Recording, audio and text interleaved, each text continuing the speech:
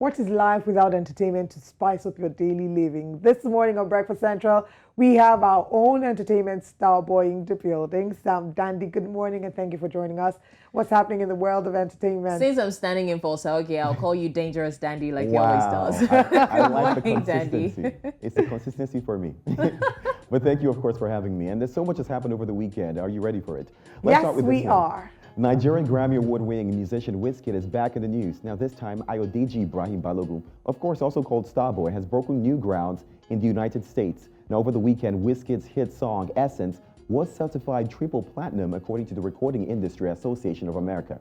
Now what that means for people who don't know is the 2020 hit song Essence, featuring Nigerian singer, of course, Tems, has now sold over 3 million units in the country. Now Essence is without doubt one of Wizkid's biggest songs, as it continues to break records globally, even with the remix with Canadian singer Justin Bieber.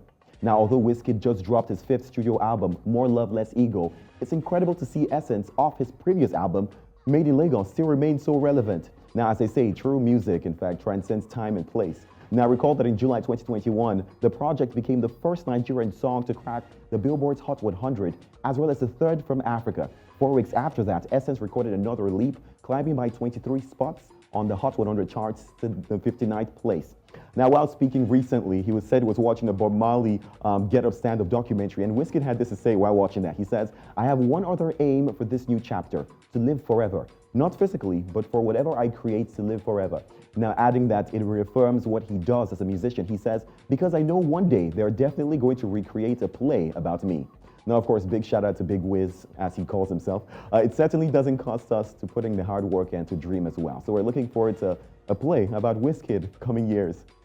Now let's move to this one. One of the biggest European music awards happened over the weekend as well. Now the MTV EMAs has always celebrated music stars and their contribution to global sound, and this year, 2022's edition, was hosted in Dusseldorf, Germany. Now, while there were performances from some of Africa's biggest stars, it's always great to see us take home some awards. African giant Burna Boy won the African Act Award, beating fellow Nigerian stars. There was songstress Tems, of course, up for nomination there, young star Ira Star, as well as Ghana's Black Sheriff, South Africa's Musa Keys, and Tanzanian singer Zuchu. Now, there were performances from Nigeria's DJ Spinall. South African rapper Nasty C was also there. English musician Stormzy slowed down the tempo with an emotional number. American singer Tate McCree took the stage. Even global rave of the moment, Armani White, who performed the killer song we see on Instagram, Billie Eilish. Now, Taylor Swift was also one of the biggest winners of the night. The anti-hero singer took awards including Best Artist, Best Video, Best Pop, and Best Long-Form Video for All Too Well. Now that one has over 10, it's a 10 minutes long video, people. Now other winners include Nicki Minaj in the Best Song category for Super Freaky Girl, and let's not forget, and Best Hip Hop as well. Harry Styles won Best Live Performance, and Sam Smith, of course, for Video for Good Award on the song Unholy. Now, what do I have to say? A big congratulations to, of course, all the winners. We all know even the nominees are what's celebrating at this point, because it does mean that your work is recognized for something good. Now, finally, it's only been a few days since the most anticipated Marvel film of the year hit cinemas globally. After garnering much attention over its trailer and heavy soundtrack compilation, Black Panther Wakanda Forever has now become one of the biggest films of the year, and that's a fact. Now, the hit sequel rating over 330 million US dollars globally. Now, that is 180 million US dollars domestically and 150 on the international box office, making it the second biggest film opening of 2022 and the third since the pandemic. Now, by the way, all other films that are above this are Marvel films. But according to global projections, currently, Wakanda Forever is running 5% behind the success of the original Black Panther. Now, it's understandable because of the original enjoyed the benefits of President's Day and Lunar New Year's holiday, during this period, which means more people went to the cinema.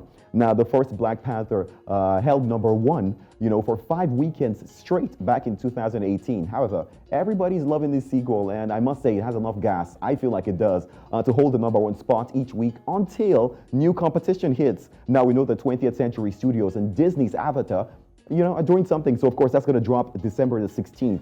I know, another Avatar film, would it do well? But you know what? We just have to wait to find out. Currently, Wakanda sits at the record second biggest opening film of 2022 after Marvel's Doctor Strange in the Multi-Universe of Madness, which was released May this year. I'll certainly keep tracks on the success of Wakanda Forever, but we're looking forward to seeing Wakanda bag several awards like the original film did, whether it's for stellar cast, production, costume, or even the soundtrack itself. No, it has to win something.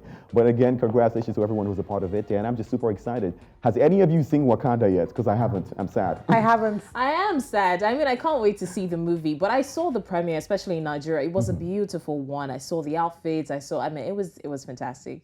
I didn't go for that one too, but Trust was there, of course, on behalf of News Central, and he looked Representing. absolutely amazing. Absolutely. I haven't gone yet to see it. In fact, I was having a conversation with a friend yesterday, and we planned to go see it maybe before the week runs out, certainly. I'm excited about it. I do worry, though. I just feel like this Wakanda doesn't have as much hype as the one did. I feel like, to a great extent, Chadwick's passing, impacted. I don't know. I really don't know. But I just feel like we're trying, but we feel that void. There's just this emptiness that we feel, this void that his passing has left.